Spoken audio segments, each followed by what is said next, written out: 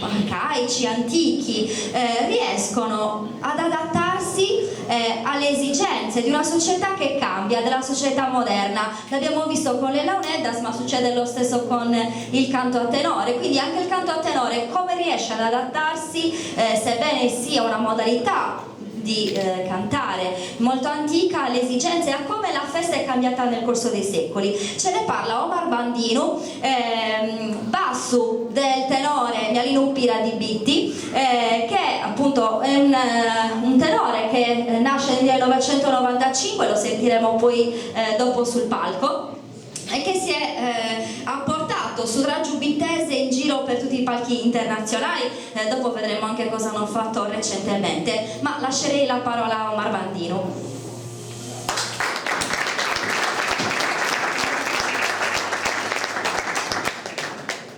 Grazie, buonasera a tutti. Innanzitutto voglio ringraziare anche da parte del mio gruppo l'associazione Concordia Launeddas per averci invitato a questa festa delle Launeddas. Diciamo, si parla di festa, Assozio Launeddas, insomma, ci conosciamo da tanti anni, insomma, è un piacere portare anche qui la nostra esperienza personale. Noi cantiamo da oltre 30 anni, quindi in qualche modo siamo anche testimoni di cambiamenti, di trasformazioni del modo di cantare, dei contesti.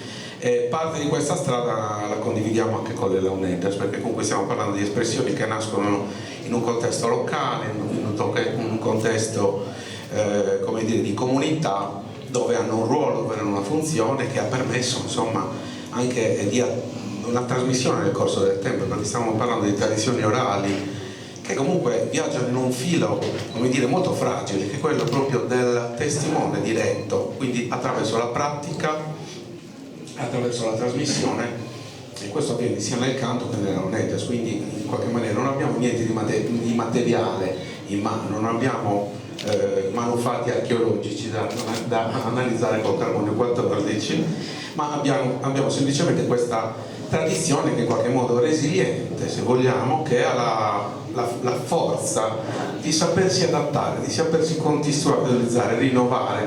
Anche la nostra presenza qui oggi, in questo contesto, insomma, di ricerca, di studi, chiaramente è uno di questi aspetti che appunto hanno innovato la tradizione. Parlando di festa, chiaramente viene quasi immediato, insomma, il pensiero alla festa organizzata, alla festa strutturata in una piazza dove c'è un palco organizzata da un comitato.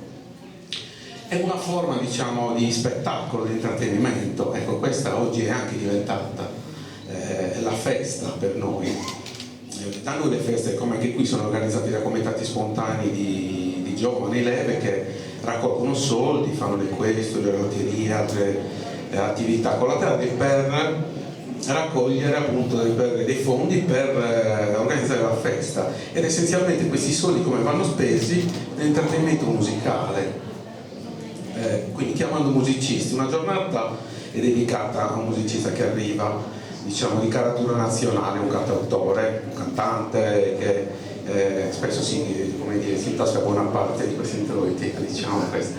E poi una giornata invece è dedicata proprio alla musica tradizionale, alla musica sarda, ai balli, e questa serata insomma cambia a seconda della geografia dove ci si sposta. In Barbagia chiaramente è molto presente l'organetto e il canto a tenore, quindi, come dire, quasi non c'è festa se non c'è canto a tenore e se non c'è organetto. Insomma, questo suono, queste sonorità fanno già di per sé festa, è qualcosa, come dire, c'è qualcosa di empatico, di molto forte, che accomuna, insomma, attraverso questi strumenti proprio l'idea della festa. Ci spostiamo magari sul Sardegna e sono le Launeddas che danno questo senso, no, alla festa. In Logudoro magari c'è il canto a chitarra, insomma, e così via dicendo. Quindi in qualche maniera la festa ha una sua centralità dal punto di vista anche spaziale nella piazza, dove i musicisti hanno uno status, c'è un palco. Chi sale sul palco gli viene riconosciuto quasi, come dire, lo status superiore di musicista, di artista, e quindi in qualche maniera si richiede a questi professionisti anche un alto livello tecnico, una perfezione formale, un qualcosa, insomma, perché rappresentano, come dire, l'ideale della perfezione di quella musica Quindi in qualche maniera si arriva, cosa succede? Si arriva a curare molto la forma dal punto di vista musicale, l'esibizione, quindi si curano i dettagli, l'intonazione, tanti aspetti che comunque sono stati presi da altri modelli culturali che arrivano da fuori della Sardegna. Si inizia a fare i palchi, come dire, prima sono piattaforme, nel secondo dopoguerra, poi diventano dei cassoni, dei camion, si installa l'amplificazione, diciamo, su modelli anche musicali che sono di importazione, diciamo, che arrivano da fuori. Parallelamente c'è un'altra festa, che è una molteplicità di spazi, nei bar per esempio, no? A Bitti. E i bar, è lì che ogni bar, come dire, ha la sua festa, con i suoi astanti, e molto spesso in questa situazione si canta, ed è una sorta anche di laboratorio musicale, se vogliamo, no? Nel quale si apprende il canto, nel quale si trasmette il canto, e quindi questo avviene parallelamente a quella che è la festa della piazza.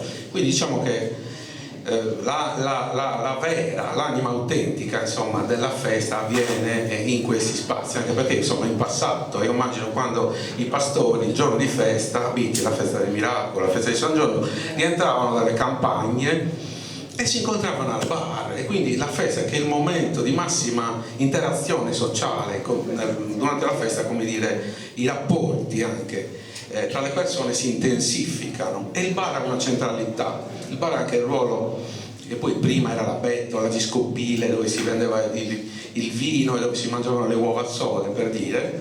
Era uno spazio a cavallo tra il pubblico e il privato, dove magari si facevano anche compravendite, contrattazioni, si parlava di affari, e naturalmente il canto qui dentro aveva una sua funzione molto importante. Non si parla di esibizione, molte volte il canto era solo accennato, e era quasi, come dire, come un modo di confermare la propria appartenenza a quella comunità. Quindi si iniziava a cantare,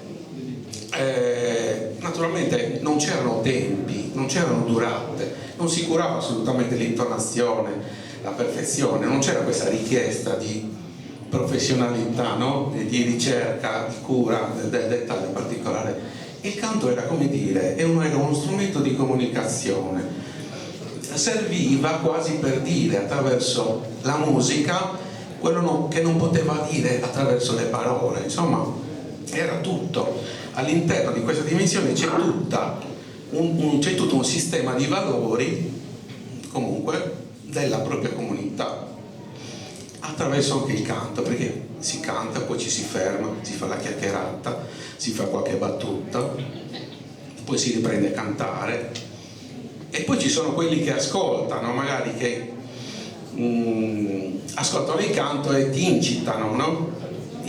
Vai, bello basso, bello corpo, no? Che commentano quello che sta succedendo musicalmente mentre si canta, no? Che è una sorta, come dire, anche di partecipazione a quell'azione lì. Cioè io non sto cantando, ma faccio parte comunque del gruppo, interagisco con voi, e poi magari dopo 5 minuti è lui che sta cantando, insomma c'è tutto un gioco in cui si intercambiano diciamo ruoli. È una cosa molto complessa, è molto interessante, perché anche l'antropologo bittese Michelangelo Pira, che nella sua opera Rivolta dell'oggetto parla di scuola impropria, cioè come si impara, dice, a cantare. C'è una scuola impropria, come si impara a diventare pastore, come si impara a diventare fabbro? Si impara stando in mezzo alla gente, stando in mezzo alle persone, okay? Quindi cantare assieme non è solo una questione musicale strettamente. Io non ti insegno delle strutture musicali, dei ritmi, ma ti insegno anche dei valori che sono quelli della tua comunità. Michelangelo Pira diceva: se tu vai, cioè il ragazzo che va a imparare dal fabbro non impara solo a plasmare il ferro, ma apprende anche tutto, come dire, un sistema di valori che fanno di lui poi un figlio della comunità, uno che sa come comportarsi in certe situazioni, che apprende anche dei comportamenti che sono socialmente condivisi. Questa è la vera natura del canto a tenore. Quindi stiamo parlando di qualcosa che ha veramente una sua complessità. Ora è chiaro che l'esibizione sul palco, come dire, assottiglia molto tutti questi aspetti, questi elementi. Nel palco ci si propone, come dire, viene fuori solo la dimensione, quella performativa, quella esecutiva, in cui si curano i dettagli. Ovviamente non c'è una partecipazione, anche il pubblico ascolta, c'è proprio una divisione netta, i ruoli sono ben definiti, c'è chi canta da una parte e c'è chi ascolta dall'altra. Difficilmente c'è un'interazione, no? Come succede invece nel bar, dove anche gli astanti commentano quello che succede, è interessante. Anche nel jazz avviene qualcosa del genere, no? Nel jazz, quando un musicista sta facendo un solo, in qualche maniera si chiamano jazz noises, i rumori del jazz. C'è qualcuno che commenta, sottolinea con un fischio, con un'esclamazione, magari l'efficacia, la bellezza di quel passaggio. Anche il jazz comunque nasce in un contesto, insomma, molto, molto di comunità, quindi in qualche maniera è una musica che ha sempre un'esigenza di coinvolgimento, di ricerca di relazioni. Adesso io vi posso fare anche un altro esempio che è mio, personale, cioè adesso noi cantiamo veramente col mio tenore in contesti veramente molto variegati, si va dalla festa patronale, non so, di Orune al teatro dell'opera, ok, in Olanda, dove comunque noi proponiamo i nostri canti. Adesso vedi che andiamo a cantare a Orune, ok, ci incontriamo, vengono a prenderci al bivio, vabbè, andiamo, ok, andiamo dove andiamo, ci portano al bar a bere qualcosa. Cosa si fa? Si canta. Ok, quindi a volte sono loro, gli amici, sono persone che conosciamo, che ci chiedono di cantare, a volte siamo noi che c'è una situazione di intimità nel quale ci viene da cantare e si canta. Andiamo al comitato a cenare, c'è una situazione conviviale, anche qua molto di intimità, insomma, anche mangiare assieme è una situazione molto, molto intima, molto familiare. Cosa si fa? Si canta.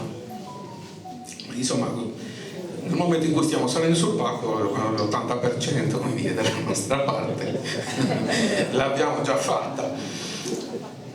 E stessa cosa però anche quando andiamo, non so, nel tragitto dall'aeroporto di Vienna verso il teatro, siamo in pulmino, c'è quella situazione, cosa facciamo? Ci mettiamo a cantare. Allora l'autista si gira e dice: ma cioè, ho portato molti artisti, ma non mi è mai capitato che abbiano cantato si siano messi a cantare in pullman. Cioè, io penso, cioè, molte volte mi viene da pensare, faccio questo, ma non siamo noi, è proprio la profonda natura di questo canto, di questa musica che nasce in un contesto di comunità, in un contesto sociale, e che ha proprio questa sua esigenza di coinvolgere le persone, di metterle in comunione. Quindi è un qualcosa veramente di magico, che evidentemente è la natura stessa, insomma, del canto,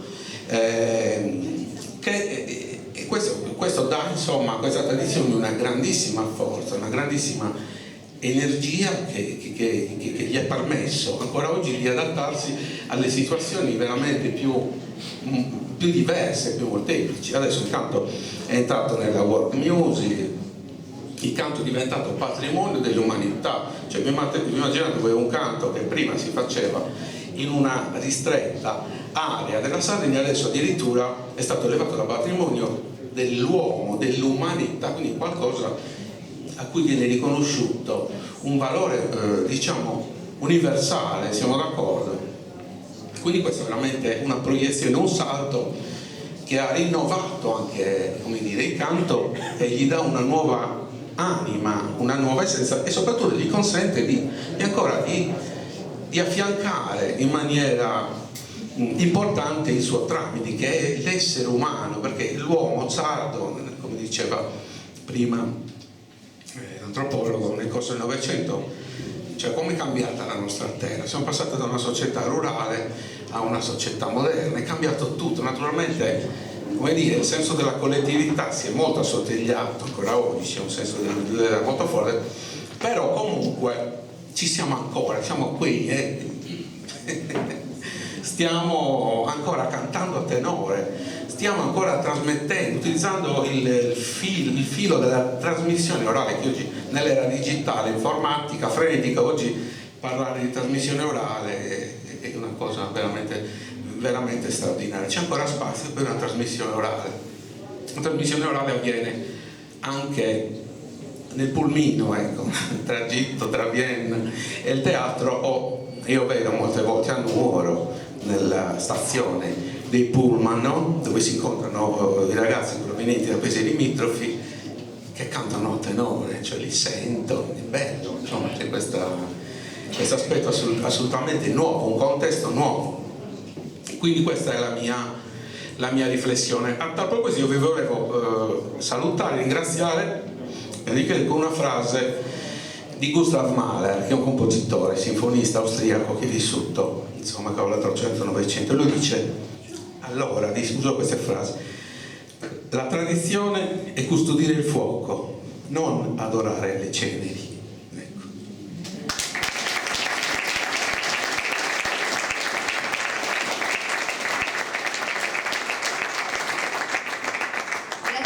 Omar Bandino, ti lasciamo prendere il fiato un minuto soltanto, anzi meno di un minuto. Nel frattempo che aspettiamo che salgano sul palco gli altri componenti del tenore Vianino Pira di Bitti, prego.